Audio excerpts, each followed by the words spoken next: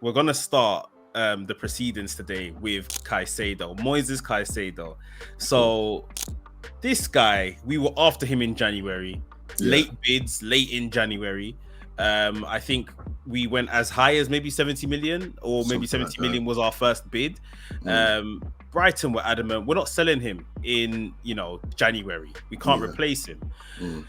So Moises Caicedo stayed at Arsenal. He made it very, stayed at Brighton. Stayed at Brighton. He made it very, obvious that yes, I want to leave and that. But I believe he signed a new contract or something in the end. Yeah, because he was on pence. Yeah, he was on like $3,000 a week, playing in the Premier League, being wanted by everybody. Like slavery, absolutely crazy. Yeah, literally slavery. So yeah, and in that time, in the next 5 to 6 months that preceded to the end of the season, I still haven't watched Caicedo to really say I want him like at Arsenal. But from what I did get from kind of hearing about him and just trying to stay a bit close to the situation, this guy was proven even further why he would fit Arsenal in terms of especially this versatility that Mikel Arteta loves, because he ended up playing right back, 8, 6, all of these different positions. Now, as we are now, about a week into this transfer window opening, like we were saying, Arsenal had interest in Caicedo. Everyone was saying, Rice and Caicedo, Arsenal would make both happen. What was it? Caicedo. Everyone was looking forward to this partnership. And from all accounts, Arsenal have withdrawn their interest in Moises Caicedo. Firstly, what's your thoughts on that? Like, after chasing this guy, like I'm saying, seemingly he's got better and fit more of what Arsenal would need. Yeah. Now we're not interested. Where's your thoughts? Bro, I don't know, man. I can't see why.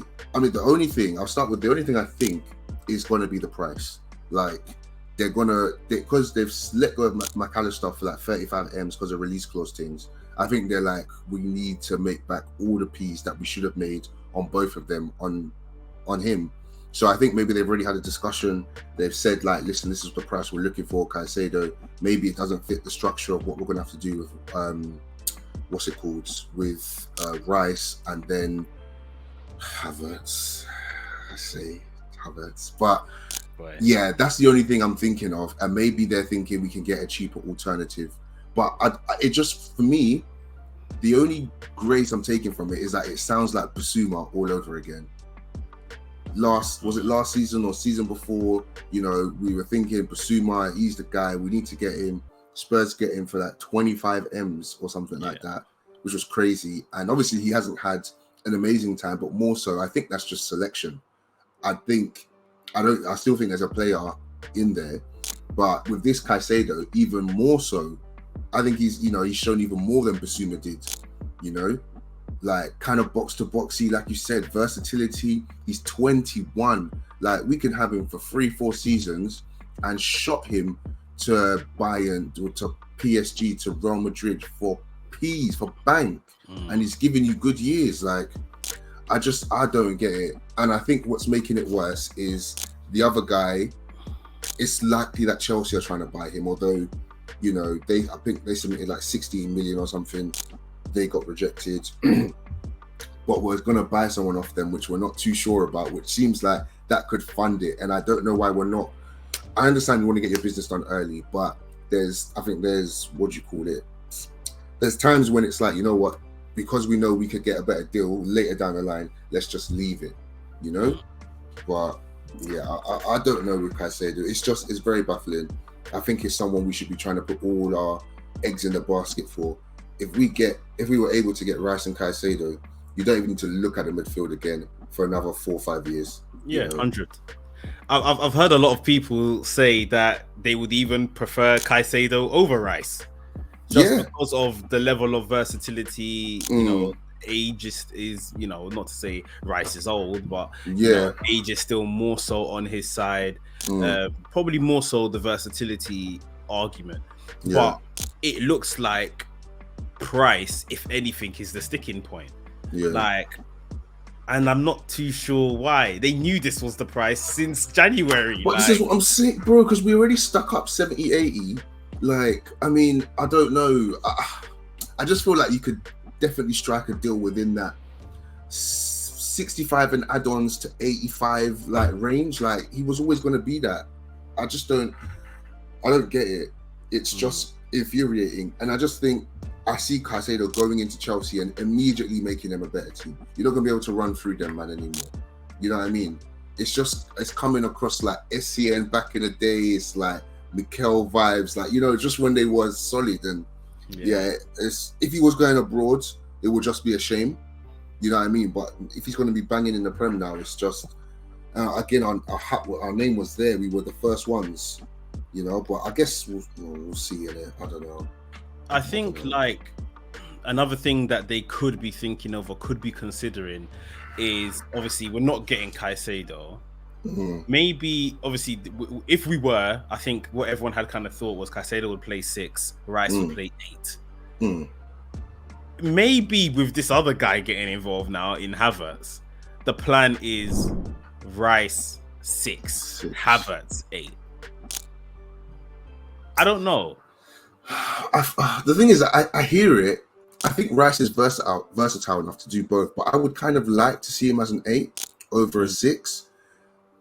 I don't know.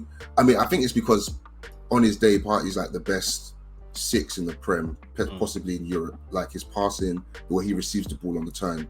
I don't know if Rice could do that. Like, but what I want for Rice is the legs, you know, the bombastic ability and stuff like that. And this Havertz at 8 thing, it's just, I watched some highlights of Germany playing over the weekend because obviously we're linked with the guy. And did Havertz play? Yeah, the ball doesn't stick, bro. Did he start? I think he started up top. It was up top, or like, I think it was up top. But yeah, the ball just doesn't stick. Like, again, and I went back and I just watched some other, like, the ball doesn't stick to him up top.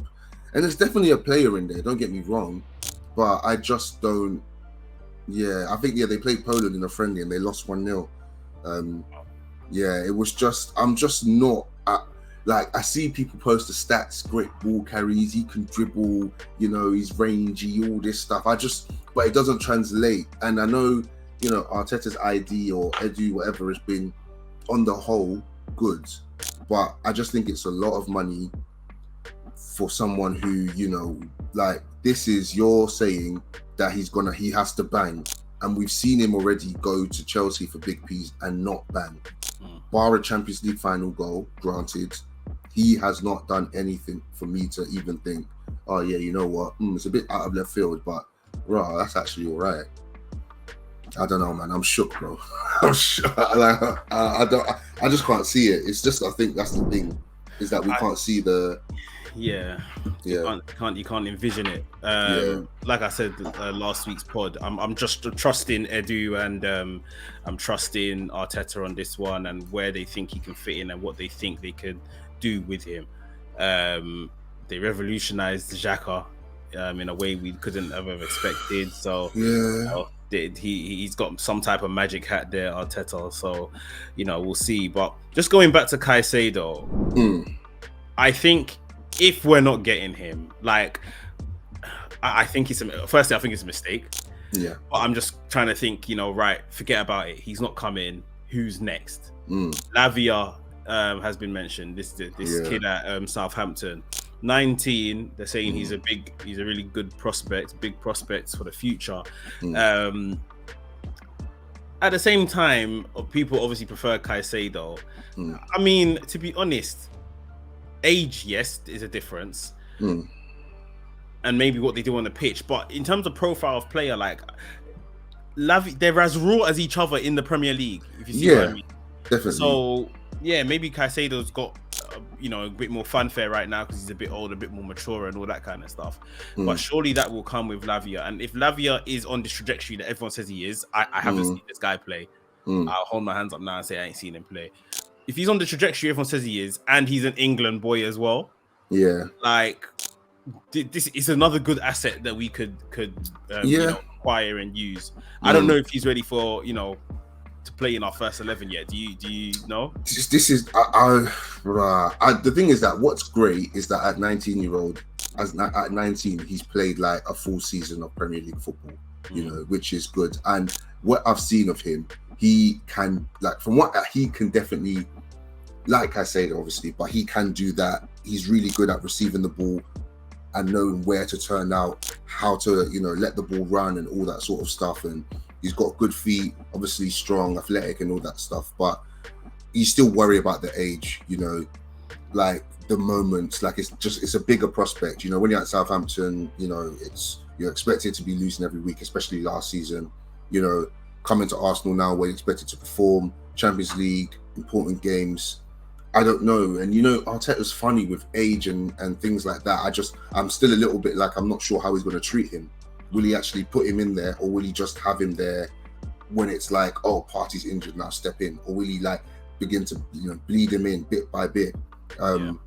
He's definitely a prospect. I mean, in terms of ability, I would say Caicedo's definitely got the versatility, and they're showing it, I guess, at a higher level, because he's standing out more. But Lavia stood out as well to me last season. I just think it's he's maybe like his age suggests, a couple of years behind in development. But if that's the case, then we can go to Southampton and say, look, you lot are in the Championship, take 25 M's and chill. You know what I mean? He's an English international, all that sort of stuff, and keep it moving. That will be, you know, if we want to do some smart business, you know, definitely that could work. And he could definitely go on and be someone else. And, you know, in like 5, 6, 7 years, maybe he could go off somewhere else and we can make bank back. So yeah, it's just, you know, Arsenal I just don't know. I guess the overarching picture is we keep going for our second choices, is what it feels like. So this is I guess the last part of this conversation. Yeah. Do we need to have a sit down with man like Edu? Because Edu can't seem to nail any of his first choices. From, you know, as far back as Vlahovic, we didn't get him. We ended up getting Gabby Jesus. We're happy with that. Cool. What's my man at United? Martinez, yeah. Didn't get him. Ended up getting Zinchenko. Worked out for us. Fair enough. Mudryk, jury's still out on that. Looks like we dodged the bullet, but jury's still out, to be honest. Ended up getting Trossard. Happy with that. Like, at some point, we need to nail the marquee guy. Bro. And, you know, we're going to talk about Declan Rice in a second. But right now, it doesn't look like we're nailing him either. Bro, I just like, it worries me, because it just looks like unless no one else is involved, we can't put these signings over the line. Like, we either get priced out or we withdraw. It's like, oh, if anyone else is involved, we don't want it, which is what worries me about the Rice section that we're going to talk about next. You know, again, it's like, this guy's here. The only thing with Caicedo is that I feel like he's just thinking about his family. He's not really like I know he put out that thing before saying that he wants to come and play for Arsenal. He's dreamed about this, but I get the feeling he just wants to go and kick ball anywhere. And what's annoying me more is that if it comes down to Arsenal versus Chelsea currently, we have Champions League. You know what I mean? We've got a great young squad. We can give you the money we want. I don't even think the wages will be a problem. Like, maybe he went from 3K to like 30K or something like that. You could easily put him even on under 100, you know what I mean, with some decent bonuses, and, you know, still have room to negotiate contracts going up from that. So I just don't understand why it's not an easy sell, and why it's not just a look right and how much do you want, and then like how do we structure the payment and get this done. But I don't know, man. Edu,